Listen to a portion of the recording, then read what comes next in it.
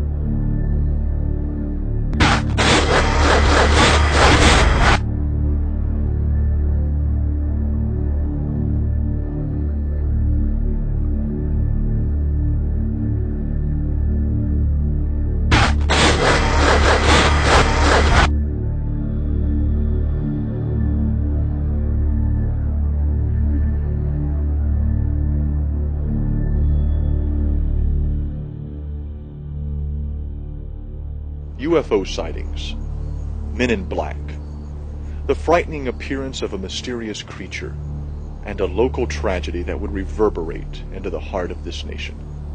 Hello, my name is Travis Shortt, and I'm going to lead you on an exploration into the unknown. Together we're going to examine the appearance of the Mothman and other seemingly inexplicable events that occurred in and around the town of Point Pleasant, West Virginia in the late 1960s. We're going to examine the lives that were immediately and forever altered by the appearance of this creature that would become known as the Mothman, and how this appearance affected the people and community of this typical American town.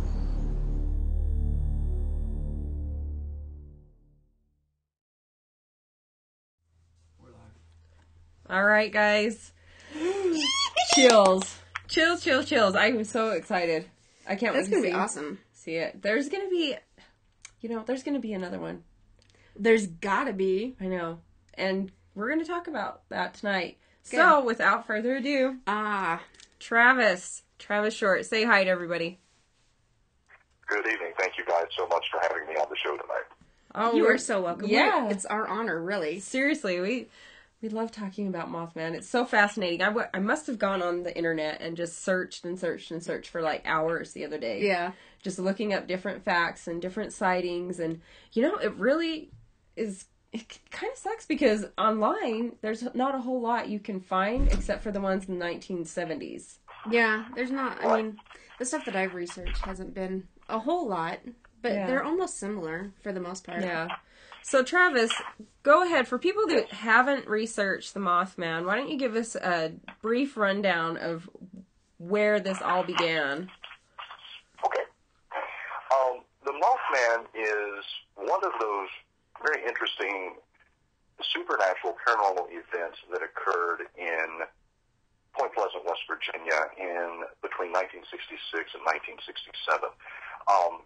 It revolves around three teenage couples that in 1966 saw something in a secluded area of Point Pleasant, West Virginia that's commonly referred to there today as the TNT area. TNT it's actually area. The McClintock Wildlife Preserve.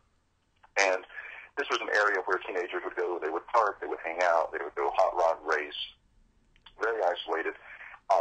These three couples, while they were out there that night, saw something that scared the living hell out of them. They got in the 57 Chevy that Roger Scarberry, one of the eyewitnesses, was driving. They immediately flew back into town in speeds of excess of 100 miles an hour. Reported this to the police. Now, actually, in their account, when they get to the police and they make their initial report, after seeing this thing in the TNT area, they jump in the car. They, as I said, they drive at speeds in excess of 100 miles per hour. They claim in their police reports that this thing chased them in flight and was actually able to keep up with the car driving that fast. Oh, crap. That's scary. I mean, God, can you imagine?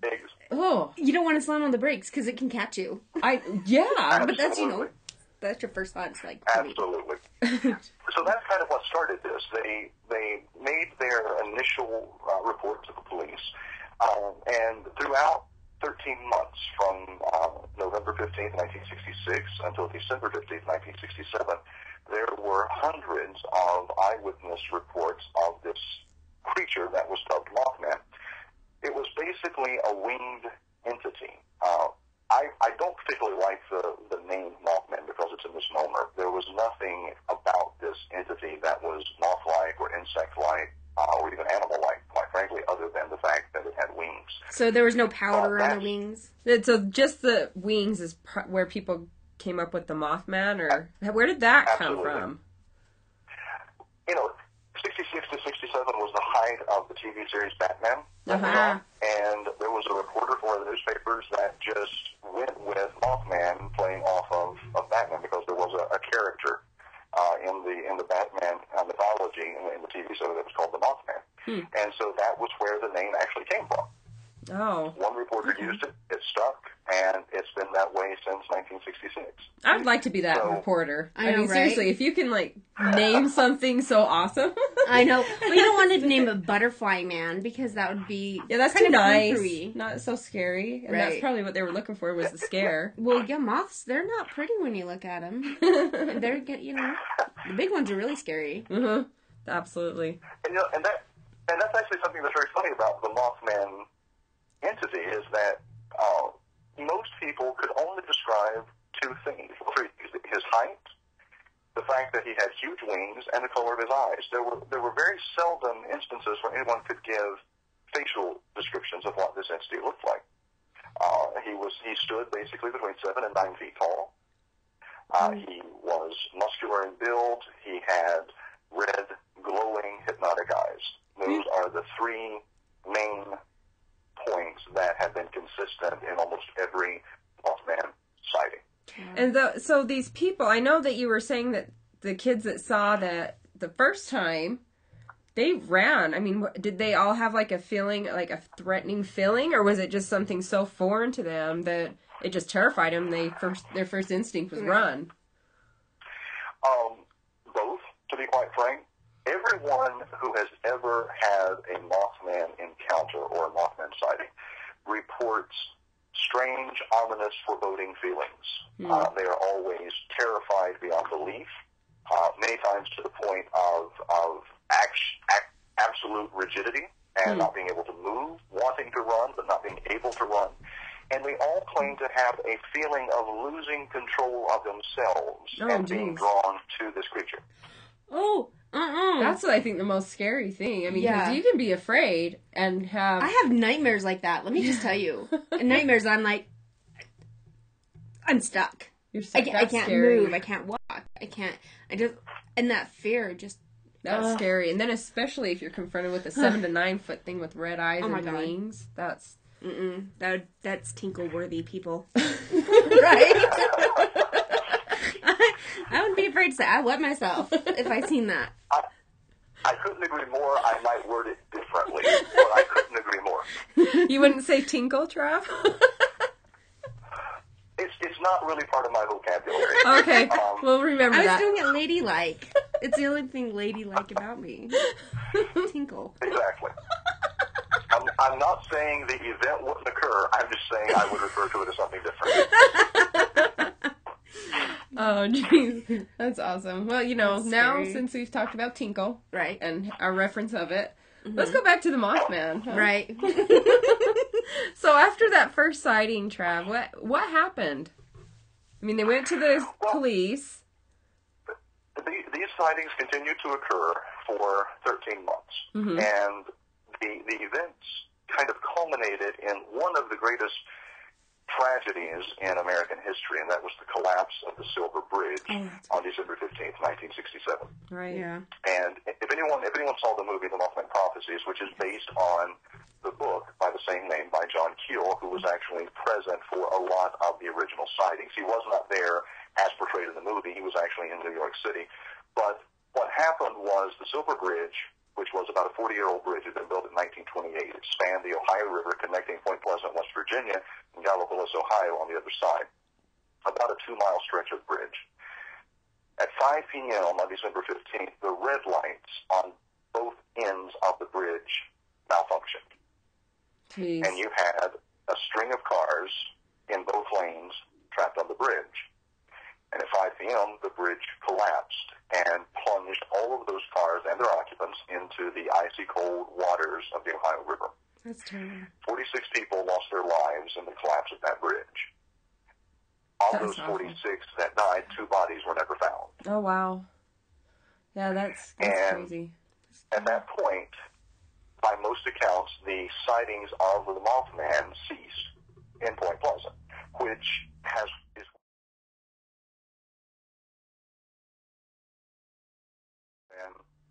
had something to do with the collapse of the bridge. Either he caused it, or he was there to warn about it, and there were eyewitnesses of the collapse early in the day, seeing men in black around the bridge, underneath the bridge, looking at the structure and then leaving. So there have been a lot of theories throughout the years, as there are in most cryptozoological cases and paranormal events as to what all of this meant and how it affected the eyewitnesses and, of course, the town with the collapse of the bridge. And that was actually what spawned the concept for our documentary. The documentary film that Black River Films created between 2003 and 2009 was born out of, first of all, our interest in Mothman's story, but also wanting to examine this almost from a sociological and psychological perspective and see how these events actually impacted this community in the immediate aftermath, but also 40 years later.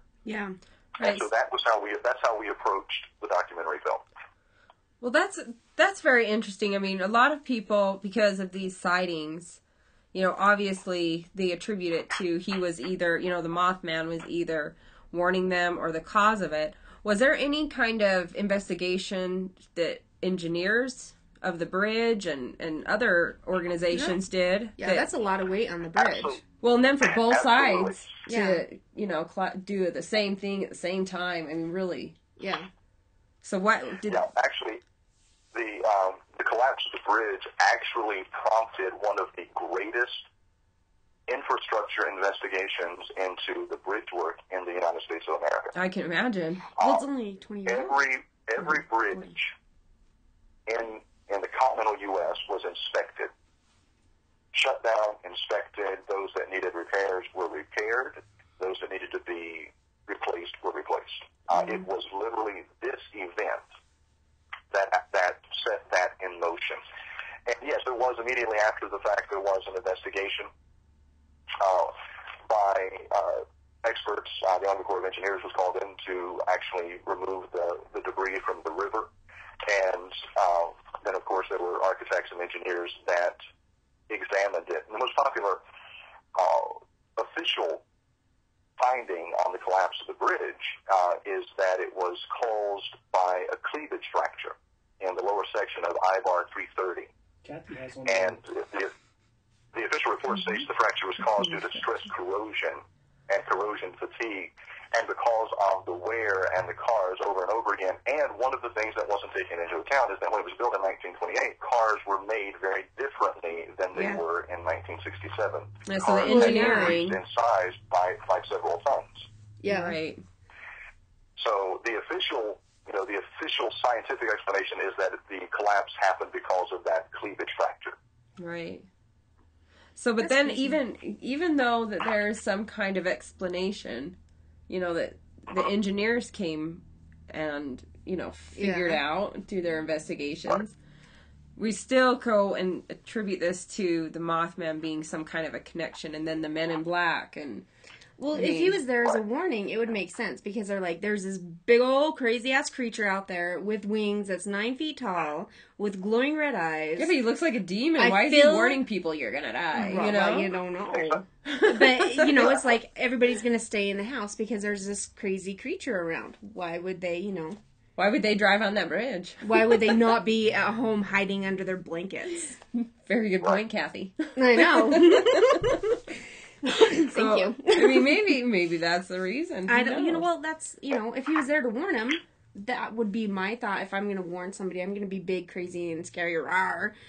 And hopefully people stay inside to, not have this bridge collapse on them. I mean, that's a lot of people who died. That was a lot. It was. And going to Point Pleasant and visiting this town, it is still very much reeling from that event. The actual geographic landscape of the town has changed. The bridge, where the bridge actually spanned the Ohio River, they now have an amphitheater there that was built in memory of the individuals that lost their lives. The replacement bridge was moved a few miles, a couple miles to the south, and rebuilt there. It's the new Silver Bridge, the Memorial Silver Bridge. But, this town is actually very interesting because it's almost a hotspot of paranormal activity. That's what drew John Keel to Point Pleasant in the 60s. This town has, if you are a paranormal enthusiast, this town is ideal. They have hauntings, they have poltergeists, they have Mothman, they have UFOs, they have occult sacrifices, they had UFO sightings, Men in Black. I mean, the list goes on and on.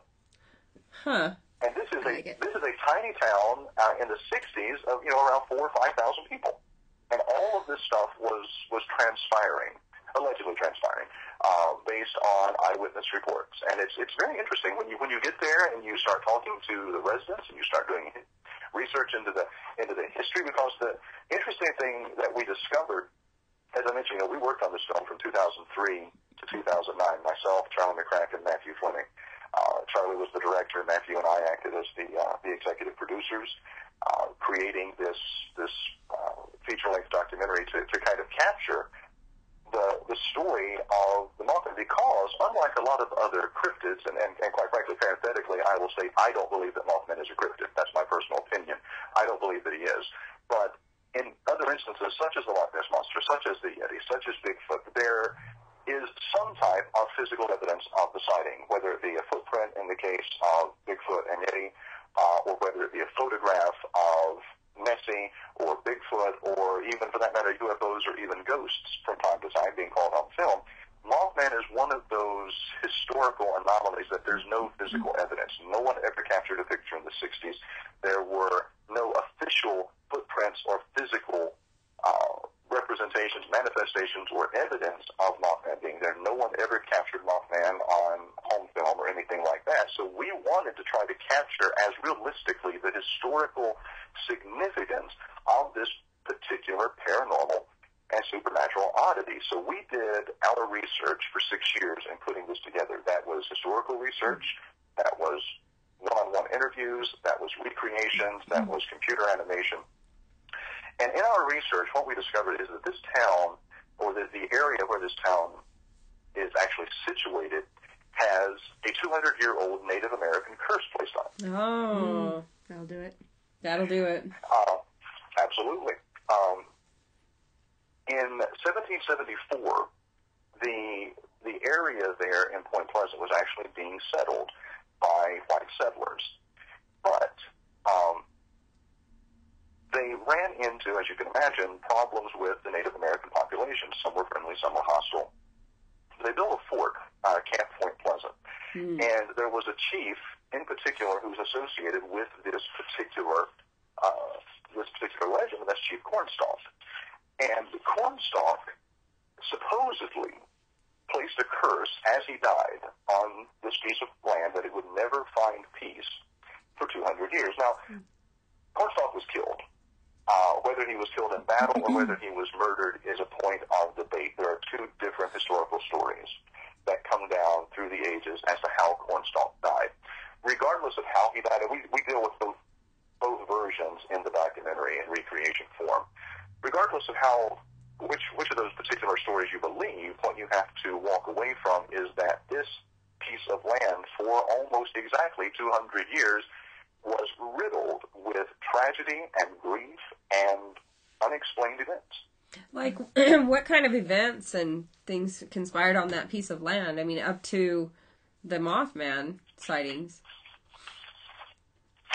Well, in the documentary, we have a timeline that we do at the end of the film that starts with the murder of Chief Cornstalk and runs through the late 1970s, 1980s, and pinpoints the major tragedies that occurred in this particular area. And it's not just Point Pleasant itself, but it's the Point Pleasant, Charleston area where these things happen. For example, in 1907, you had a coal mine disaster that killed 310 miners there in the area. In 1944, in June, 150 people were killed when a tornado ripped through the tri-state area. And tornadoes are not necessarily, in Ohio, they're common. You've got flat land. In Point Pleasant, you've got flat land. There are some hills and things like that, but it's not exactly what you would call Tornado Alley. Yeah. I was say, that's not in Tornado Alley. I know, I'm starting to do my geography and go, Exactly. In 1967, of course, you had the Silver Bridge. In 1968, in August, 35 people were killed when an airlines plane crashed at the Kanawha Airport. Oh, my God. 1970, in November 14, almost exactly 3 years to the day of the first Mothman sighting, 75 people were killed when Southern Airways crashed into the mountain near Huntington, West Virginia. Jeez. What? Seriously. I know, in 1976, it gets better. Oh, in 1976, continue. the town of Point Pleasant is rocked in the middle of the night by an explosion at the Mason County Jail. Oh. Housed in the jail was a woman. Her name was Harriet Siff. She'd been arrested for murdering her infant daughter. Oh, well, she needed to stay there. I was going to say, if his husband... on March the 2nd, here's what happened. On March the 2nd, her husband came into the jail with a suitcase that he said was closed for her to keep while she was in jail. It was actually full of explosives. So he blew her up.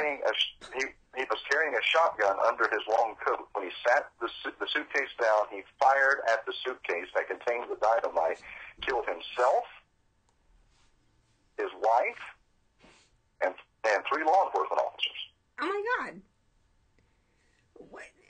In January 1978, a freight train derailed in Point Pleasant and dropped thousands of gallons of toxic chemicals in the town. Oh, my head. The town's entire water supply had to be abandoned. Huh. These poor people. You know, I'd be moving real fast. I know. I'd be like, that Native American curse, that's good. Right. I can't make this stuff up. It keeps going. Oh, there's more! Going and going and going. Oh, my word. Toxic waste. One of the things that shocked us is when we started doing research into the morgue at the local newspaper in Point Pleasant. Again, small town, farming town. Straight roads, no curves. You know, it's very, very flat, very straight there as far as most of the roads are concerned. It was unbelievable how many automobile accidents were claiming lives in the years, because we went years back in the archives, in the 60s. It was just death after death after death from automobile accident, farming accident, murder, suicide. It's just unexplained deaths. It was just the newspapers. I mean, I come from a small town in Virginia, and I'm used to picking up the weekly paper and seeing the obituaries. And the obituaries would typically be a page, maybe a page and a half, because in small rural towns, you have a lot of elderly people. They die a lot. That's what happens. Well, yeah. And the obituaries are full of them. But when you see teenagers and young people in their prime dying in bizarre deaths, you really take notice. And you really have to go, what is going on in this town? Yeah, I would think so. I mean, you can't, if it was just automobile accidents, you could blame it on the, driver, the driver's ed teacher. You could be like, they just really are not a good teacher. Fire. But there's everything else. You can't blame it on the teacher. Well, and on straight roads, too. I mean, people get tired and, hallucinate, whatever. But they did have their groundwater poison. Maybe a little bit of that was lingering. Well, yeah. I mean, that's just not going to go away overnight. I know, but you get a sip or two, might make you glow in the middle of the night. Still very weird. Travis, what kind of theory did you kind of build around the Mothman? What do you think the Mothman is? Well, let me state first of all by saying that the documentary film does not pose any theories whatsoever. We wanted to approach this as unbiased as we possibly could, so we approached it literally as a piece of journalism. Okay. It is very objective in its approach. We let the eyewitnesses tell their stories, and then we contextualize the stories by giving historical information and recreations, and we never pose a theory whatsoever. Now, each of us that worked on the film, again, it was Charlie McCracken, myself, and Matthew Fleming, we each had our own theories. Matthew, who came out of an environmental science background in college, actually adheres to one of the common theories that Mothman was actually some type of mutation born in the TNT area. And a lot of people find that as being far-fetched, but you have to understand what the TNT area actually was. And when you actually do understand that, then you start going, okay, well, maybe this is something that could actually happen. You see, Point Pleasant, West Virginia had a very interesting distinction in the 1940s during World War II. They actually took a plot of land on the outskirts, the government did, and they built the TNT area. It's called the TNT area because they actually manufactured trinitro-toluene there. And they built stone igloos, concrete igloos that were covered in grass and moss and dirt so that they could be invisible from the air in case enemy aircraft flew over wanting to see what was going on. So from the air, everything looked flat with these rounded igloos. All of these igloos contained a great deal of chemicals. And those can actually, many of those igloos still exist today and still contain chemicals, as a matter of fact. One of those igloos exploded about 3 years ago, in 2010. Before the Mothman Festival in September, one of the igloos exploded. Of course. Well, of course. Why would it? Why wouldn't it exactly? And what other time could it ever possibly explode? Oh, my goodness. Seriously, those poor people. I know, right? A lot of chemicals there. And so Matthew's theory, and a lot of individuals do hold this theory, that it was some type of bird that was mutated. Charlie approached it with a very open mind, and he's open to all theories. My personal theory, after interviewing the eyewitnesses, after conducting my research, after talking with other experts in the field, I actually believe that Mothman is a demonic manifestation. A Okay. demonic manifestation? What makes you think that? It comes across in my mind as for a couple of reasons. Number one, there are, and actually this is, from 2007 until 2006, 2009, I spoke at the Mothman Festival in Point Pleasant every Sunday as the keynote speaker, because that's actually the basis of the sequel to this documentary. We looked at the religious implications of the Mothman sightings, and there were so many instances in the eyewitness reports that were very similar to demonic possession. The appearance of a winged entity with red glowing eyes, feeling that you're losing control of yourself, almost as if you're being possessed by something, that it is drawing it towards you. The continued and constant feelings of fear and dread and hopelessness and wanting to literally do anything to get away from this entity. And quite frankly, the personal impact that the sightings had on eyewitnesses. Most of the eyewitnesses in the 60s were upstanding individuals, police officers. Even these teenagers that saw it on November 15, 1966, were not known to do drugs. They were not known to do wild, crazy, illicit behavior. Farmers, grown men saw this entity. Mm-hmm. All the individuals that had an encounter with this entity, their lives spiraled downward after that point to drug abuse, alcoholism, relationships ended, divorces, suicide, attempted suicide, lives that were totally left in shambles, all after merely encountering this particular entity. Oh my gosh. That's one strong demon, if that's in fact what it is. Well, I mean, seriously, to be able to manifest themselves physically like that, I mean... Well, and only for a short period of time. Here's my question. If it's a demonic entity creation, or why is it not hanging around causing chaos everywhere? I mean, I'm not saying... I believe that it fully could be demonic. I mean, there's no doubt in my mind that that's not a possibility. Right. But, that totally could be. But why isn't it... What do you think? I said earlier that officially no more sightings have occurred in Point Pleasant. Yes. That, for me, does not mean that the entity has left. Okay. Have there been more kind of sightings or even anything of something of the same nature, or is it just different? Does it change? There have been individuals that say they have seen it. But again, like I said, these are eyewitness accounts without anything to back them up, other than just that they have said it. And we have not gone to the length yet to interview these individuals and investigate their credibility. We have been focusing since 2009 on getting the documentary actually mass distributed. We had a distribution deal that we were under contract with from 2009 until 2012. Those rights reverted back to Black River Films in 2012, so we actually are now in the process of going in and doing a duplication process and having those DVDs ready so that we can start selling them again. Good. But the focus of the sequel to the documentary was entirely the religious aspects and implications. In doing the research, and going back to the original question of why a demonic entity, there are individuals in the paranormal field, one of those is a good friend of mine, L.A. Marzulli, who has done a great deal of work on the Nephilim, which were are the offspring of fallen angels and human women. Mm-hmm. Mothman actually fits the description almost perfectly of some of the Nephilim depictions.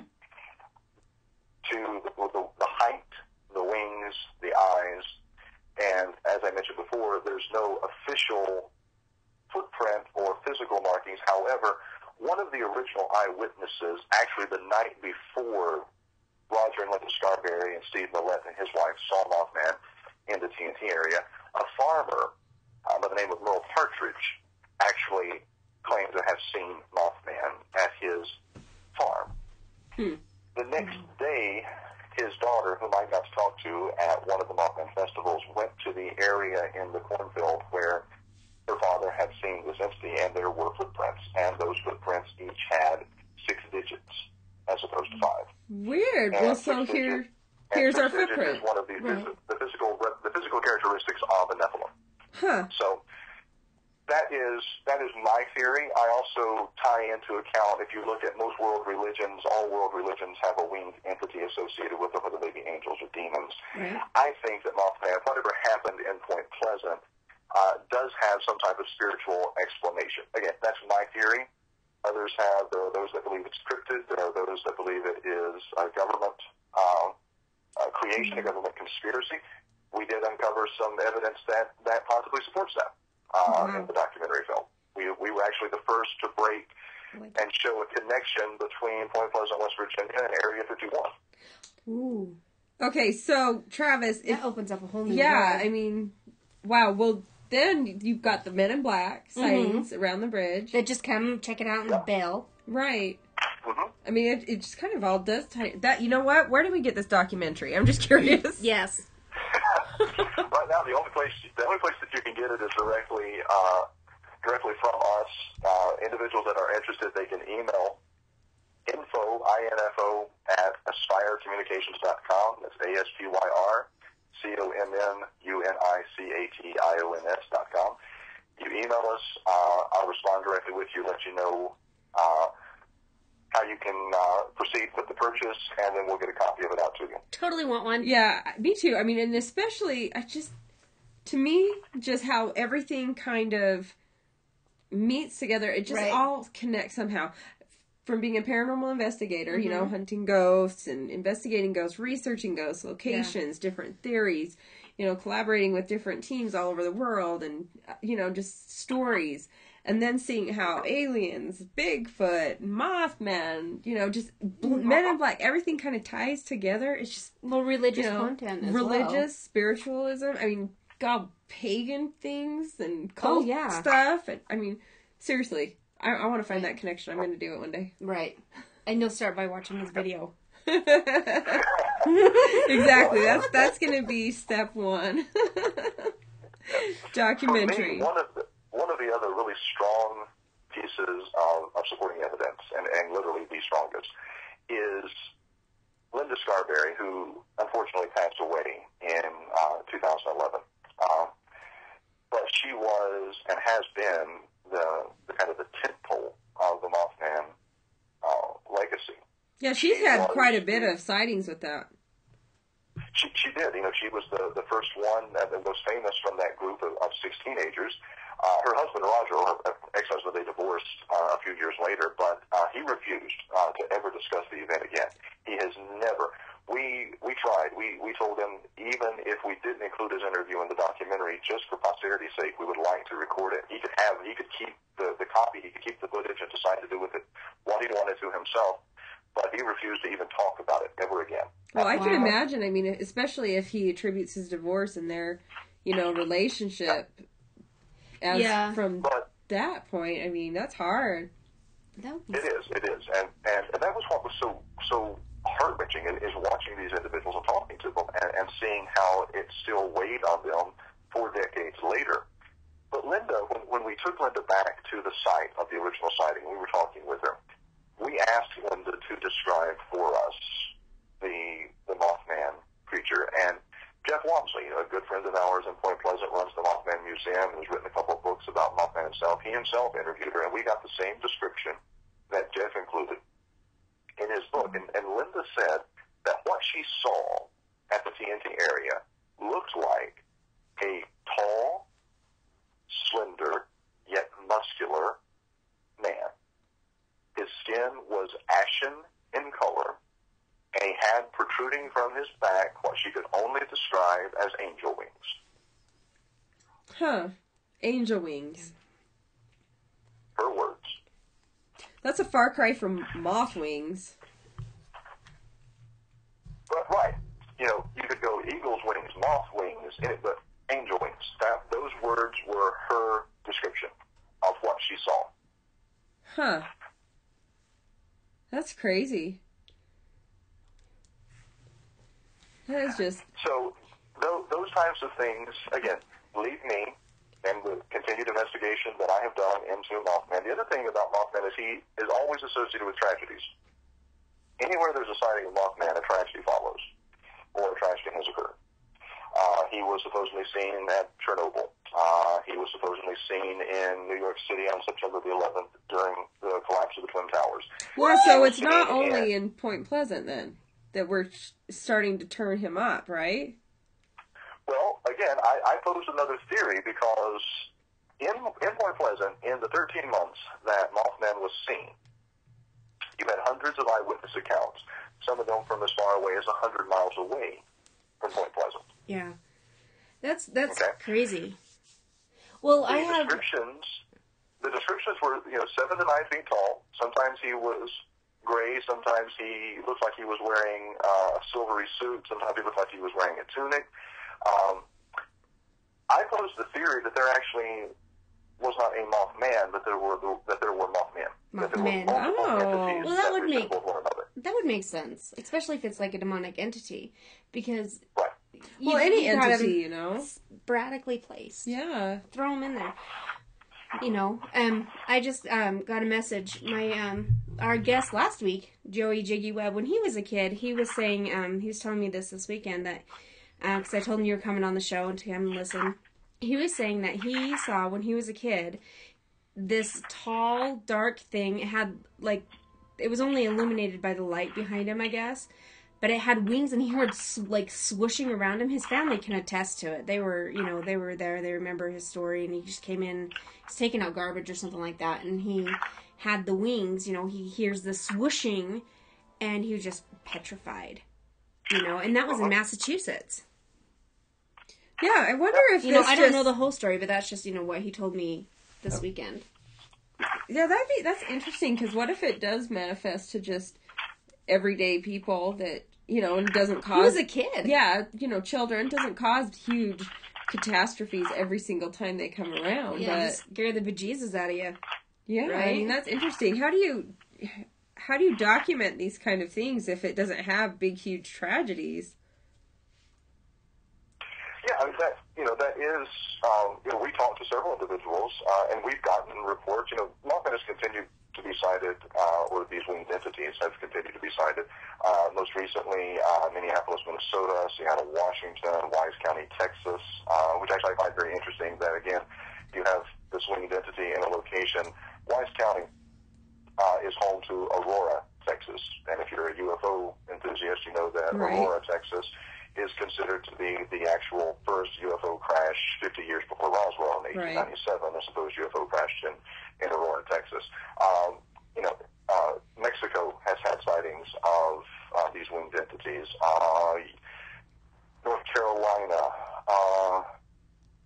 So they've continued. They come in. They're not always tragedies at the sighting, but the sightings.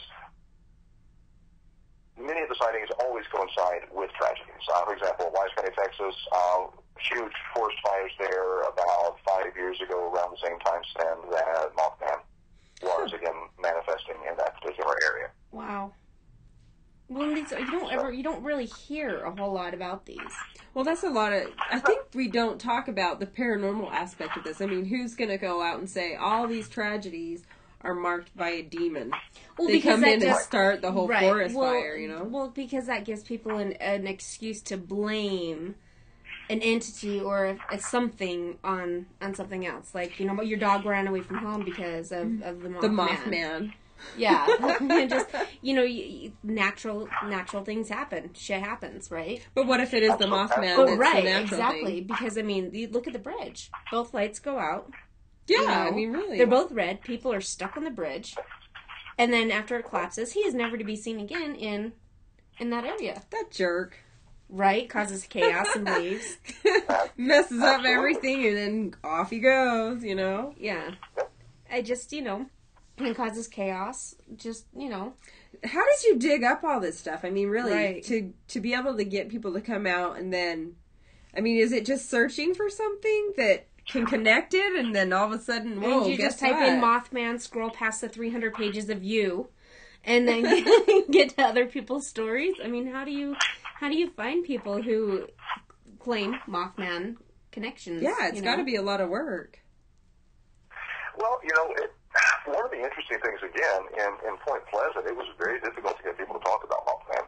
Actually, ironically, our very first trip into Point Pleasant, we went by the tourism center and asked if we could talk to them about the Mothman sightings, and we were shut down very quickly. We were told that they would not answer any questions, but if we were interested, we could go talk to Carolyn Harris, who owns Harris's Steakhouse on Main Street of Point Pleasant. So Charlie and I did go talk with Carolyn, and Carolyn has become a very dear friend. She's a wonderful, wonderful woman. But Carolyn was impacted by the collapse of the bridge. Her husband was killed when the bridge collapsed. Carolyn would not talk to us about any of her own personal experiences, especially involving the bridge. It took us 2 years to get Linda Scarberry on camera. Wow. It was coaxing and persistence and, quite frankly, courting these individuals to get them on camera. You have to understand, they were criticized and scrutinized and ostracized when they made these claims in 1966. That still happens today. There are people in the town that still call them liars, that still look down on them. The town is literally divided. Half the town will believe in Mothman and half does not. Really? Really.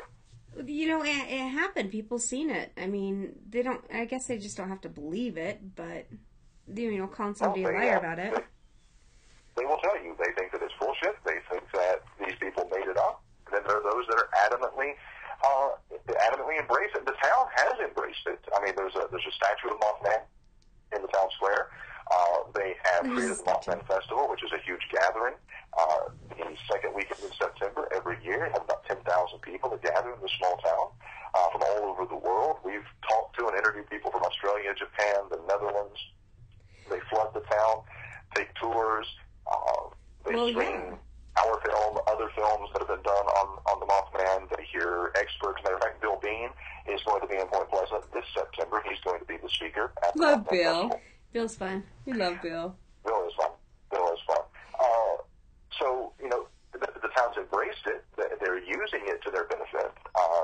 It's a great economic plus for them. But internally, the town's still very much divided. Now, excuse me. Sorry. Bless you, Tammy. I thought you were going to come right off the chair. I almost did. Okay, go ahead. So, like I said, our last week's guest, he just messaged again through Kim, and he said that there were markings at the bottom of the wings. He didn't really see anything other than the wings, so there was no, facial features, skin tone, eye color, anything like that. Yeah, the street lights were basically illuminating its basically illuminating it. Has there been any other reports of detail at the bottom of the wings? I don't know whether that's rips, tears, colorfulness. I don't know what that is exactly, but is there any other reports of that, or have they not been close enough to see it? To see or be in right mind that much to focus. Detail, really. The individuals that we talked to had never mentioned that. As I mentioned, the one thing that was always consistent was the eyes. It was almost as if the eyes were literally the focal point, and everything else kind of was peripheral. The eyes tended to basically transfix. Well, draw you in. Hypnotize the eyewitnesses. So therefore, most of the details were lost.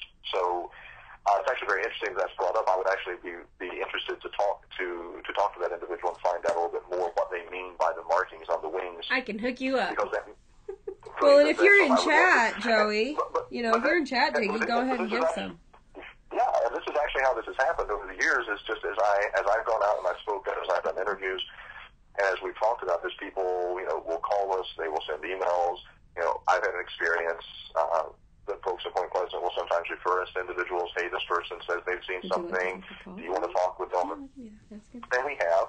And not every Mothman sighting is real. I'm about, 4 years ago,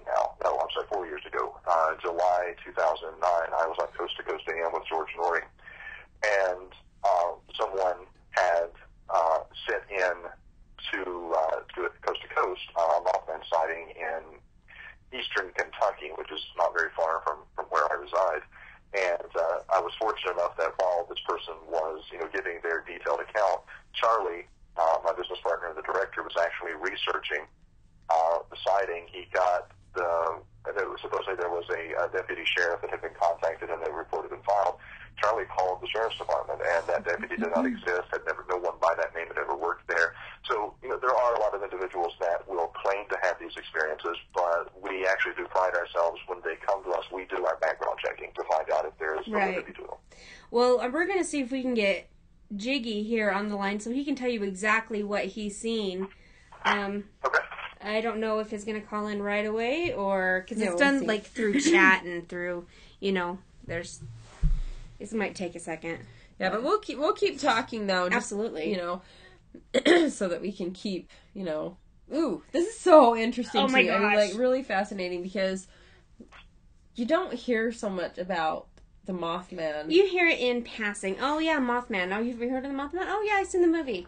Well, and then even to have a description where it could be completely different than just that single entity. It can be, anywhere from Jiggy's sighting, Right. Well, and I have Jiggy on the line right now. Hey, Jiggy. Oh, okay. Go ahead and turn down your computer there, mister. We hear ourselves. Hey, Jiggy, you there? I answered, and now I got us. Yeah, I'm here. We got a little bit of a delay, so go ahead and turn down your computer. We're good. Yeah. All right, so Jiggy, go ahead and meet Travis. Travis, meet Jiggy.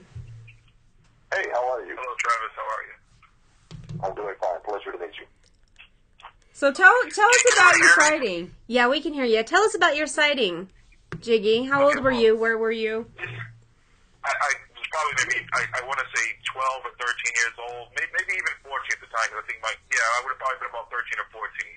And this is literally in the city of Boston. Like I said, this is a couple blocks away from, the tallest buildings in the city of Boston, the Prudential Center, the John Hancock is where I grew up. And I'm walking out of the front of my house, and I'm going to put something in my mother's friend car. I remember this in detail, which is funny because I don't remember a lot of things, but she drove a lay car. This is back, most of you guys are probably too young to remember what a lay car was, but I hear something behind me, not a swooshing sound, almost like something is, with a big wingspan is making noise. And I look back and I don't see anything. It's nothing immediate, so I look up. And as I'm looking up, I see something going over me. Now, there's street lights, but back then the street lights weren't these LED lights. They weren't really bright. So all you could see is these wings, and there's just these odd markings on the bottom of the wings, but they were detailed markings, like designs almost. Huh. So did you get any kind of, was it a swirly? Was it triangular? What kind of markings? Like squiggles? It's almost, I don't know how to explain it. It's almost like if you look at, I guess, a butterfly. Sometimes butterflies have detailed markings on their wings more than other butterflies. It was a pattern. It looked like it was a deliberate pattern. But nothing like somebody spray paint. This looks like just something natural an animal would have, but it was just a very, detailed pattern. Very detailed pattern. And how close would you say you were to this, or this was to you? This thing had to be, my house was 4 floors above ground, so this is a brownstone with South End, so, you're talking above that, then above a tree line, because we had tall trees, but it wasn't tall in the building, so it wasn't huge. That was the thing about it. When I told Kathy, it wasn't, it was big, but it wasn't huge. It wasn't so big that, it was a shadow or anything, but it was big enough that it wasn't like an eagle or anything like that. This was bigger than that, but it wasn't huge, so, this could have been a baby something, but it wasn't a baby of like an eagle. Like, this is a baby of something I had never seen before. And I went to camp. I've been out in the wilderness. I know all. I've seen all kinds of things: eagles, hawks, everything. So I know, a big bird with with big wingspans look like. This wasn't any of those type of things. Did it have any kind of feelings that came with it? Like, what did you feel? Did it? You've done ghost hunting, and you've been around different entities. You know how you get those kind of inner feelings or whatever. Did you get anything like that from this? Like feeling of doom? Yeah, or anything. I mean, just... No, I felt more astonished. Like, I felt more like I knew it was out of place. Like, it didn't belong there. It was almost like, if you just were, I guess, on a hollow deck on, in Star Trek, it's just something that doesn't belong. Because you're looking at a city, but all of a sudden, somebody projects an image of something that just doesn't belong there, like a pterodactyl or something. Like, I know what a pterodactyl looks like, all these types of things, dinosaurs and stuff. This was nothing. I remember Mothra, I believe, was the creature that was on, like, the show called Creature Double Feature. This wasn't anything like that. I've seen things like that, even on animated shows and stuff, but this was just something, it really was out of place. But it was the sound that was so astonishing. Like, to hear something, swooshing behind you, like, was this thing even maybe going to try to come in and get me or something? Maybe because it saw the light, I don't want to exaggerate, like, oh my God, I was going to be scooped up by the creature from God knows where. No. But I was just saying, it definitely didn't belong. I was more astounded and just taken aback by the fact it was there. And when I'm looking at it, I'm watching this thing go over, like, okay, am I seeing this? This doesn't belong. Yeah, so that's pretty fascinating. Travis, have you heard anything like that before? Oh, the whooshing sound that we've heard. I'm very curious if he could recreate as closely as possible the pattern that he saw and send it to me so I could take a look at it. Jiggy, did you hear that? Yeah, I hear what it is. I mean, I'm not much of an artist. There's probably 3-year-olds who draw better than I can. I'm not asking for artwork. I just would be curious because that's the first I've ever heard of markings on the wings, and I would. It kind of piques my interest for a couple of reasons. And if you can't, that's fine. If you could, that would be awesome. Yeah. Yeah, I think that would be fun. I could try. Maybe I could find somebody who's a better artist. Right, get your niece. And then kind of draw it out. Yeah, do that. Because we want to know where this is going, too. I want to know. I mean, we're going to follow very closely all these, the documentary and anything. Right. So we want, exactly. Yeah, definitely get that drawing. Right, yeah, get that drawing for sure. My sister, people talk about these stories because a lot of times I say them because I'm like, okay, after my brain surgery, is this real? And they're like, yeah, no, I remember that. You told us that. Or they'll say something. I'm like, okay, I remember saying that. So I'm not crazy. Right. I went in the house immediately and told people, like, okay, you guys going to come see or come outside. Something went over and I'm looking, there's nothing there, but I know what I saw. Well, we'll look forward to seeing if you can get very close to what you saw on paper so that we can get it to Travis. That'd be fascinating. That will be fun. All right, thank you, Jiggy, so much, and I will get you in touch with Travis, or Travis in touch with you, something like that. We'll work that out in a second. So thank you, Jiggy, very much. I appreciate it. Have a good night. You too. All right, thanks, Jiggy. Thanks for calling in. Yeah. Bye-bye. Bye-bye. All right, so, I mean, gosh. See, things like this is so cool. This is why we have shows like this, because seriously, how many awesome people have we met? Oh, my gosh. And have we hooked up and found we are like PR things. Professionals. We are networking pros we're for like everybody you, Travis. else. Right. Absolutely. We're just going to throw ourselves up there in that top-notch category. It's on our resume. Lick and stick. I know. We do write our own resume. We do. This is how we have met a lot of great people doing the documentary film. I mean, we've come into contact. As I mentioned, this is how I met L.A. Marzulli. I had read Marzulli's trilogy, the Nephilim trilogy, and he had been on Coast to Coast AM a few months after I had been on, and I reached out to him with just a question about, could the happenings in Point Pleasant be spiritual / demonic in nature, and he immediately jumped all over it. And he has a series of DVDs himself called the Watchers DVD series, where he addresses biblical prophecy and current events taking place, and they're completing the 6th DVD now. His 7th one, he's going to be focusing on the Mothman.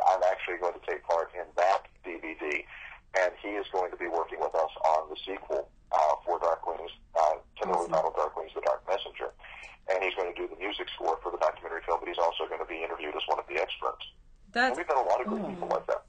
That's really cool. I mean, I'm glad that we found, some kind of connection here, because I'm fascinated, too. I mean, the markings, how many times you hear about spiritual markings of any kind? Well, because, I don't know that Jiggy's a spiritualist or of any kind. No, but he's not going to be saying, I saw a God mark. I saw a God mark, yeah. Okay. Yeah, he's not going to be like, I saw a God mark and I see the ankh. Yeah, because he's not going to even know what it is. He's just going to say markings. Markings. Well, that's exactly what it was. It was markings. Like a nature marking. Yeah, so that's crazy. Okay, so we're going to go to break, but just before we go, I want to ask you a question. I have a million of them. I know, I have so many questions. But when does this second documentary come out? Well, it took us 6 years to get the first one out.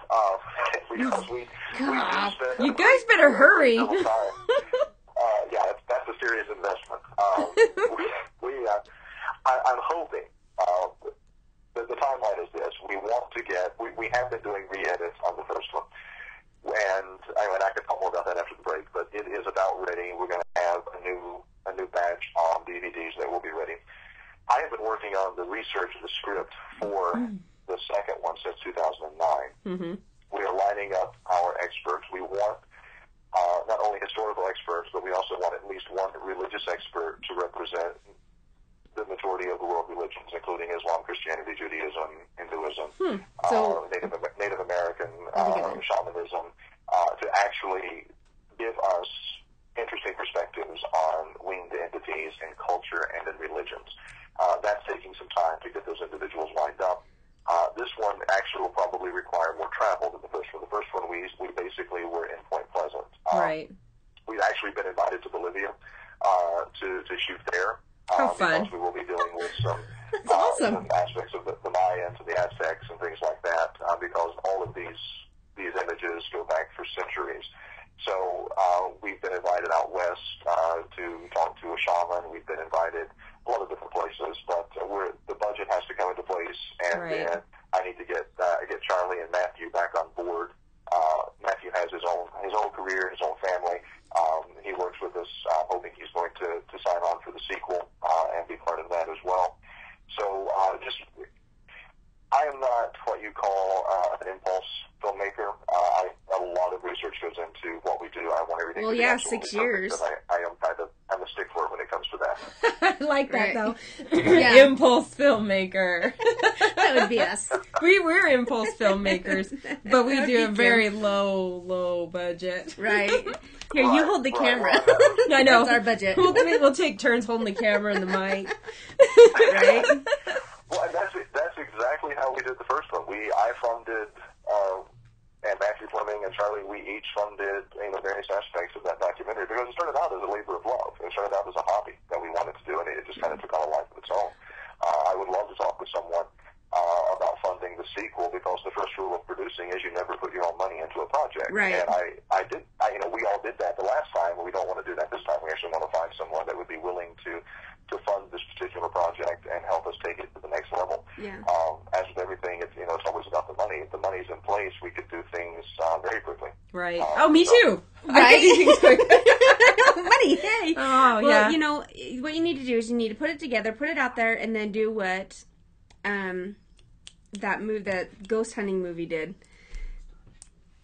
What ghost hunting movie? The Paranormal Activity, thank you. Oh. It's like, to get it kickstarted, to be like, right. oh, you gotta see this, everybody needs to tell their local theaters, you need to see this because it's amazing, and it's gonna scare the bejesus out of you. Well, if it's gonna scare the bejesus out of you or not, but, throw something in there like that, and people will demand it in their theaters, and you'll make millions. That's just and my... I love the way you think, and I think you may be onto something. We may have to do that. All right. Well, we're going to take a break, and then we're going to come back for a brief moment, introduce Larry from Big Time Paranormal, and he's going to tell us all about all the happenings and goings-on in paranormal communities around the world. We may hear about Mothman in there. We might. I hope Maybe so. not this episode, but one of them. It's gotta happen. Well, I've heard about... He's mentioned the Mothman a few times. He has. So, we're going to go to break, Travis, and then we'll come back. We'll go straight to Big Time Paranormal and Larry, and then we'll get back on about the Mothman. Oh, man. Yeah. Can't wait. Sounds great. So everybody go get a drink, go to the bathroom, whatever you got to do, Tinkle. and be back here. About 10 minutes, okay?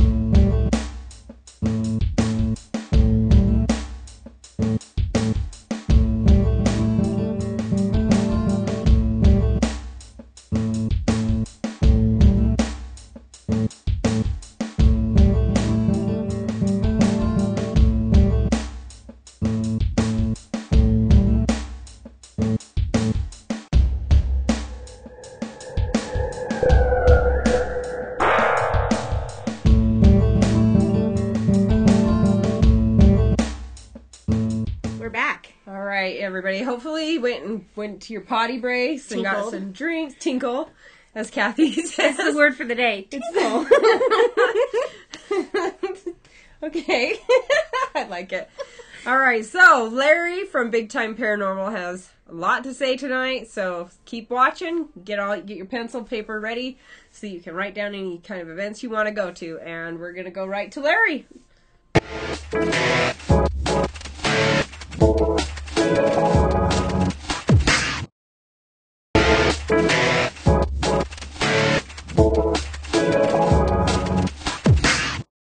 Welcome to Big Time Paranormal. I am your host, Larry Gonzalez. Just kidding. Anyway, welcome. Like I said, I am very pleased that you are here. We have a lot of news going on, so we'll go ahead and get started right away. Now, last week I originally had a story about a chupacabra, but unfortunately when I recorded it and then when we went to edit it, a lot of the sound got garbled and a lot of the dialogue got lost, so we had to scrap it altogether. I'll review the story a little bit. It was about, this was in Puerto Rico. A farmer and his nephew, the farmer, his nickname, I can't think of his nickname, but anyway, it was very humorous. I remember. Anyway, there was a incident when they were actually, him and his nephew was out real early in the morning, and they saw something. They were out there checking out the cows and stuff. The road that they were driving on was out in the country, and they saw something run across the road, and it appeared to have red eyes. They thought maybe it was a cow, but they just couldn't see it because it was too far. So they drove up to where it was. They didn't see nothing, and then they turned around and hit the truck, got the truck, and started going back the other way. They saw it again, except it looked like a small creature crunched over, and it had red eyes. So, of course, the guy said, grab me by machete, to the nephew, and he grabbed the machete, and they started chasing this thing along the fence line. And the chupacabra was able to go underneath the fence, and he went over the fence to keep chasing it, but eventually they lost track of it. A couple of days later, they found a horse, a couple of the mares drained the blood, and some other animals. So that's very short of the story that was last week. Now this week, there's another chupacabra story in Puerto Rico, and this one was originally it happened on March 30th, but it was recorded officially a couple of weeks ago. This one, I've heard of chupacabras running and the red eyes. They look kind of like little lizard creatures and stuff like that. This one, it's a little bit different though. This guy, his name is Mr. Diaz, and he was driving along about 6:15 in the morning, and there was another car in front of him, and he saw the car swerving around, and all of a sudden at the last second, he saw this thing come at him on his car, hit the grill, onto the hood, and right up the windshield. And he was able to pull over, and he asked the other guy, did you see that? And the other guy said, yeah, I don't know what it was. And so they started talking about, and the way they described it, now again, I've never heard of a chupacabra having wings before. So this was interesting to me that they would call it a chupacabra and it would have wings. According to this description, the creature had a broad face like a pit bull terrier. It had a short snout with a nose resembling that of a dog. Its eyes were small, human-sized, but completely dark and glossy. Maybe it was smoking pot.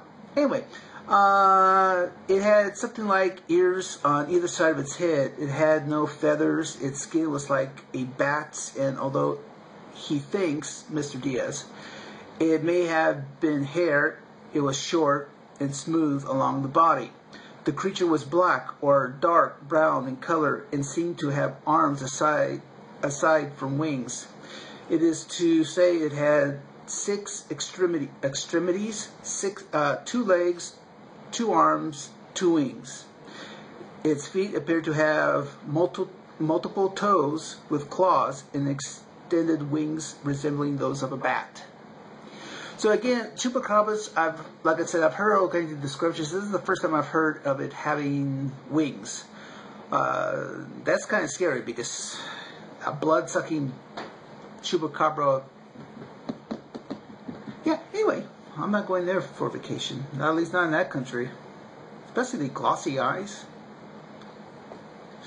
Anyway, now we're going to go more into technology. This week we have a lot of stories when it comes to technology.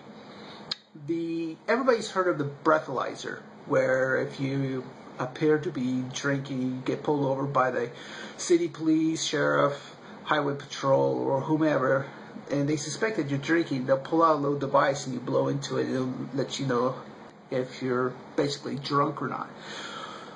Well, this has existed since the 1960s. And since then, they've been trying to perfect the idea of being able to detect drugs. And it's been very hard for them to come up with it. Well, they're on the verge of actually perfecting one. The one that they have been working on is going to be also it'll be able to detect like marijuana, cocaine, anything else. It's not perfect yet, and there's still other drugs that they want to be able to pick up when they do the breathalyzer.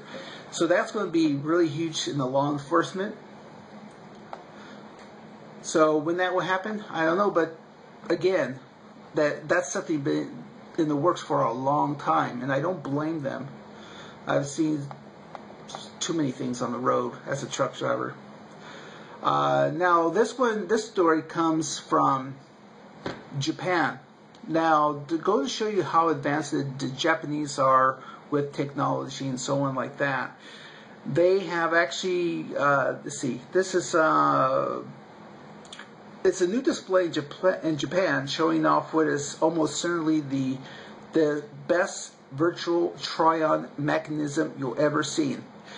So this is presented by Osaka's digital fashion company. And what it basically is, it'll be a big mirror. There's a video on it. And the person can go in front of it, and the clothing that they're interested in can be actually displayed on the mirror as if it was on them. So instead of putting on the outfits, taking out the outfits, and the thing is they could turn around and see how it moves on them, and it's three-dimensional and so on. So this is something that I can see happening throughout all the stores. Right now it's still experimental. But have you been to Walmart lately? There's some people that really need that magic mirror, and they go, "Oh, girl, what were you thinking?" Okay, to be fair, there's some guys like that too. Anyway, my wife trusts me. Now, a few weeks ago, I had a story about the three-dimensional printers that they're using. There was a patient that they scanned their skull to actually put a piece of plastic in place of their skull. And these 3D printers are something that's going to be the future. It really will be, because I spoke about it being part of the jawbone. And they had this story, they actually showed someone with a new jawbone. Well, not a person, but they had it on a table. It was a artificial jawbone with teeth. Now, the reason I bring this up now is because there was another article about this again, that it is becoming more and more likely you're going to see this real soon in operating rooms. So you can imagine going into an operating room, and they're going to have tables set up where they're going to be able to print out whatever part of the body they're going to need to replace.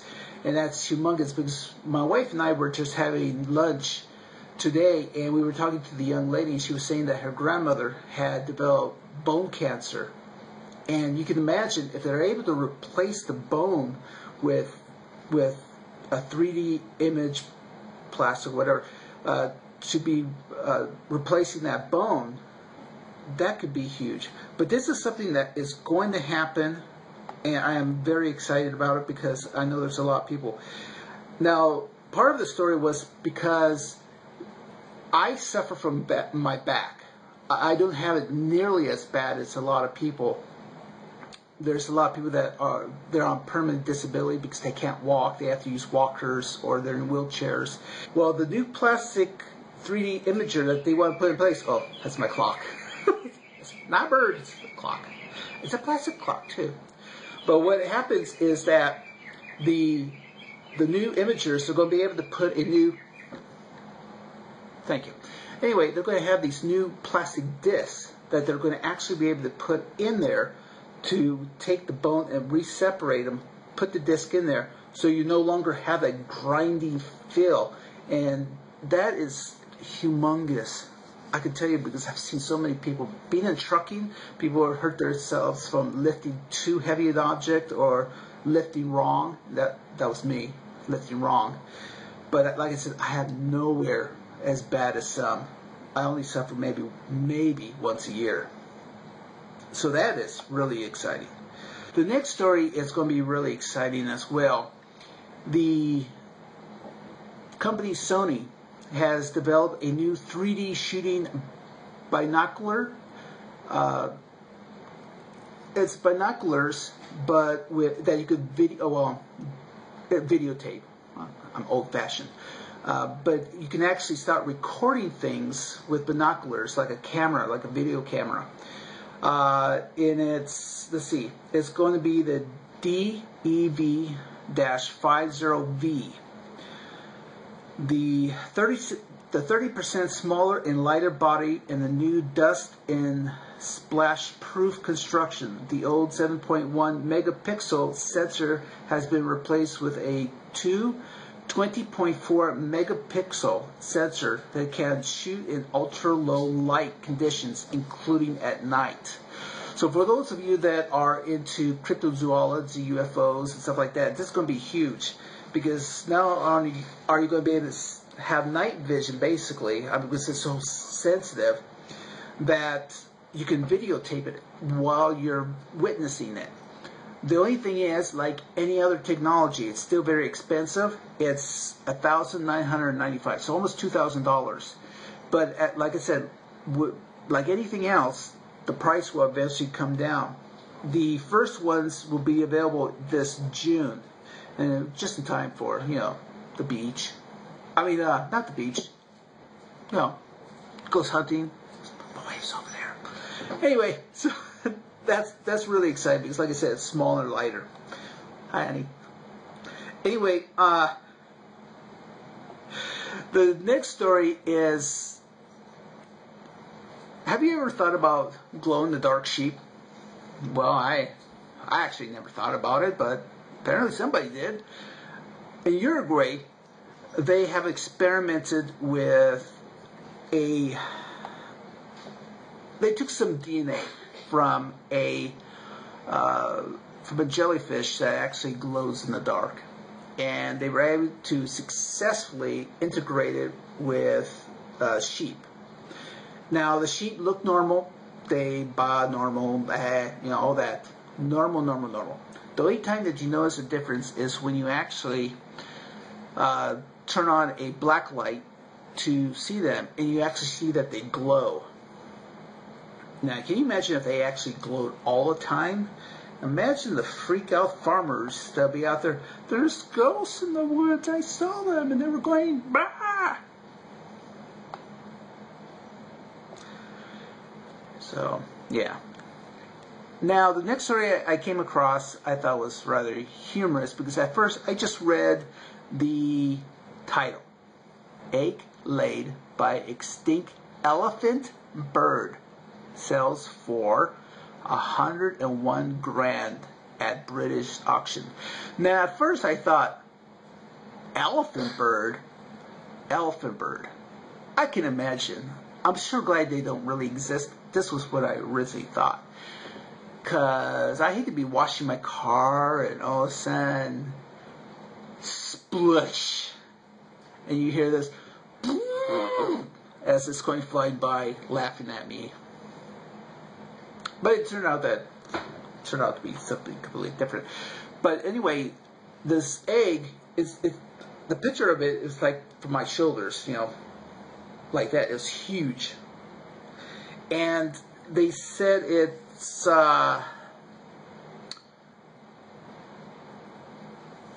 it fetched the weight was. I'm going to have to edit this. Okay, so Christine's auto auction house this past Wednesday said that the foot-long, nearly 9 inches in diameter egg fetched for £66,675 English, or $101,813. It was valued at £20,000 to £30,000 pre-sale and was sold. So anyway, apparently the elephant birds were wiped out several hundred years ago. The oversized eggs laid on the island of Madagascar is believed to date back before the 17th century. So that, like I said, it was just incredible, the size of an elephant bird. But apparently the elephant bird could not actually fly. It was the size of an ostrich. Thank goodness. The next one, my wife actually found this story, and actually came across another story similar to it. Alien big cat roamed UK over 100 years ago. Evidence has surfaced that suggests the British alien big cats phenomenon is not a recent one. So people have been talking about they've been seeing large cats that are not native to the UK. Apparently they're not that easy to see or catch or whatever, and it's not unusual. There was a story I saw maybe a week ago that somebody saw the Tasmanian cat down in Tasmania, and people thought they'd been extinct, but somebody saw one. So there's that. And then another article I saw this morning was about camels in the southwest United States, which I know of the story because before the Civil War, the horses and mules could not traverse the deserts. So somebody got the bright idea of bringing the camels to the southwest, Texas and stuff like that, because naturally they can withstand the heat in the desert of the southwest. Unfortunately, when the Civil War, the American Civil War broke out, the camels were kind of left on their own, and some were sold to zoos and stuff like that. But there's talk that people have seen camels out in the southwest, but it's not something that you normally see. So the big cat, alien big cats of the UK is not, from Mars. They're talking about cats that are not indigenous to the UK.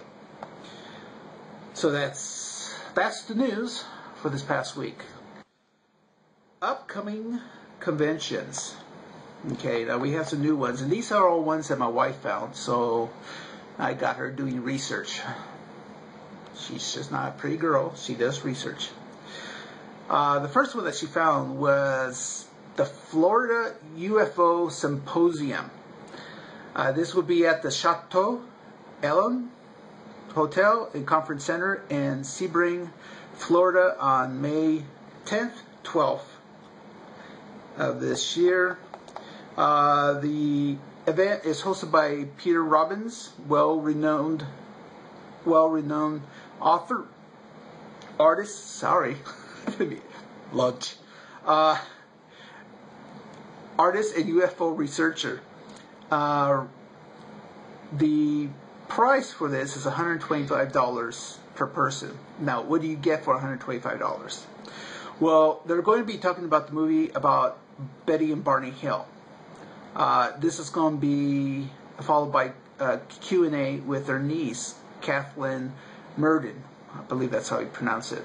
And those of you that know the Biddy and Barney Hill story, and I'm not talking about Biddy or Barney Rubble, but Hill, one of the most famous cases of ufology.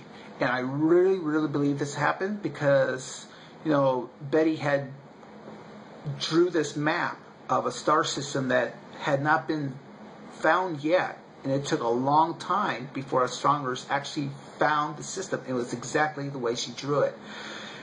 There's some other things that went on. I know there was a movie with James Earl Jones that was done many, many years ago. So, and I hear that they want to remake it as a regular, another feature film with it. So that's going to be part of it. They'll also have the buffet, dinner, speakers Saturday night. Oh, I'm sorry, that's sold out. That's what I get for being behind. So I try to find things. But there will be a Skywatch Saturday, May 11th there as well. So they have some things going on there. Of course, the websites will be down below each time I report on these things. The next convention is, I'm going to butcher this, but I'm trying. Welcome to McMinimins. That's McMinimins.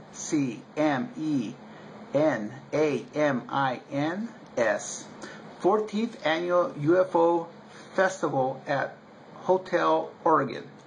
Now this is Friday and Saturday, May 17th and 18th. This is supposed to be the second largest alien festival in the U.S. This is at 310 Northeast Evans Street, McMinnville, Oregon. Anyway, the people that they have scheduled to be there is Nick Pope, Administrator, Investigator of the British Ministry of Defense UFO Project, former. And then, of course, you have George Knapp, who he hosts Coast to Coast AM on Sunday nights, and he also does stuff locally in Las Vegas. You also have Jim Sparks, multiple abductee experimenter, Linda Moulton Howe. You know, she does earthfiles.com. I think it was earthfiles.com, and she's an investigative reporter. Very good work. I've heard her once a month on Coast to Coast. And Peter Davenport. Of course, Peter Davenport runs the National UFO Reporting Center, and he's always on Coast to Coast as well. So you have some really good people that's going to be at the conference. The next convention is the 2013 Haunted America Conference, Friday and Saturday, June 21 and 22. This is at the Haunted Lincoln Theater in Decatur, Illinois. I mispronounced that. The conference will be at the Lincoln Theater at 241 North Main Street, Decatur, Illinois. Boy, I'm sure I got that wrong. Anyway, that's that one. Parafest 2013, September 6th, 7th, and 8th. The tickets are on sale now. The general admission, $25 for adults. There is also a pass for the entire weekend, $300 for the entire weekend. Now, this is also going to be, the entire event will be broadcast on live streaming video by Kevin DeMaria, Best Television Network, BTVN. Again, this is the 6th, 7th, 8th. The doors will open on 12 noon on Friday. Venting and Celebrities, Friday 12 noon through 9 p.m. Saturday 10 in the morning to 9, and Sunday 10 to 4. There will be a Macabre Fair Film Festival Friday and Saturday till 2 a.m. And there will be a bar that will be on Friday and Saturday night till close. So if you want to go and have a good time, this sounds like a good time. especially the bar. I don't mean a legal bar. But anyway, we have also something. Now this one's a little bit different. It's not a convention, but it is a place of destination that you might want to consider. This is the International Cryptozoology Museum. Now I didn't know that this existed, but the International Cryptozoology Museum in Portland, Maine. They say ours is the world's only cryptozoology museum. Visit our unique gem in the beautiful city of Portland, Maine, year-round. Join our non-profit educational and scientific mission. Regular hours, Monday, noon to 4 p.m., Wednesday through Saturday, 11 a.m. to 4 p.m., they are open Sundays, noon to 3:30 p.m. They are closed on Tuesdays. Kids are $5, that's 12 and younger, and adults 13 and older, $7. That's a pretty good price. Now, I have no idea what they have there, but a cryptozoology museum, that does sound interesting. I know there's a few paranormal museums that talk about ghosts and stuff like that. And maybe one day we'll get a chance to actually go visit one and bring it to you guys. And that's it for conventions. Now this week we're going to review an older movie. This one movie was actually made back in 1990-91. And it's called Jacob's Ladder. Now, it didn't get a lot of play in the theaters. I don't think a lot of people knew what to make of it. I remember seeing it myself in the theater with someone, and if you like movies with a bit of a twist in them, like The Sixth Sense, then you're going to like this movie. It stars Tim Robbins, Elizabeth Pena, and the movie is rated R, runs about 115 minutes, and it's basically about a man who he goes to Vietnam to fight, and he's exposed to something, and it actually bothers him even after he leaves Vietnam, and he's tortured, and he sees things, but he keeps jumping from one era to another, and he doesn't know which one's real, which one's not. And it's really, really a good movie, and it has you wondering which is real, what is not. And so I recommend Jacob's Ladder. If you have not had a chance to see it, I really recommend that as a paranormal movie to check out, because I did like it, and I liked it a lot, and I'm sorry it didn't get the play that it should have had all those years ago. Check it out, Jacob's Ladder, Tim Robbins. Okay, so to close out this segment, the summer is slowly approaching. The weather's getting better. I know that there's still a lot of issues going back east and southwest with flooding and snow and stuff like that. But as time goes by, the weather's going to get real nice, and people are going to be able to get out to do investigations at homes and so on. Or if you're into cryptozoology, I know there's people going to up in Canada, Northwest United States, to do some Bigfoot hunting and stuff like that. So, if there's something that you want to make sure to get out there, contact Worldwide Paranormal Network. They would be more than happy to help you get the word out. You also can contact me through Big Time Paranormal on Facebook. I am always looking for stories. I'm always there to help you guys to advertise whatever it is that you need advertised. Remember, it's not just the investigations, but books, any kind of event, movies, anything. I mean, we are here to be of service to you. It's not just about us, it's about you guys. And this network and myself would not be here without you guys. It's important that you always remember that we are your resource. So, again, thank you, Worldwide Paranormal Network. Kim and Cammie, I appreciate everything you guys do. Thank you very much to all of you for coming over to Big Time Paranormal. I'm almost at 700 likes. I am really excited about that. That means that I don't know what it means. It just means 700 likes. But please come over and check it out. Remember, today is your day. Go out, make it happen, okay?